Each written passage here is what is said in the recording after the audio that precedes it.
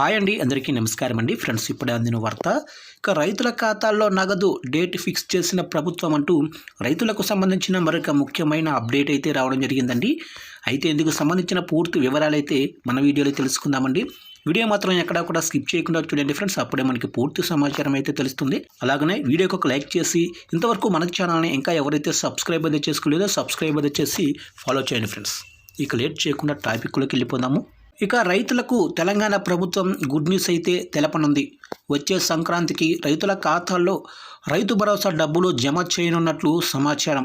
యాసంగి సీజన్కు చెందిన రైతు భరోసా డబ్బులు ఏడాదికి ఎకరానికి 12,000 రూపాయలు రానున్న జనవరిలో విడుదల చేయాలని భావిస్తుంది. శాటిలైట్ ఇమేజెస్ ద్వారా రైతులు పంట డేటాను సిద్ధం చేస్తుంది.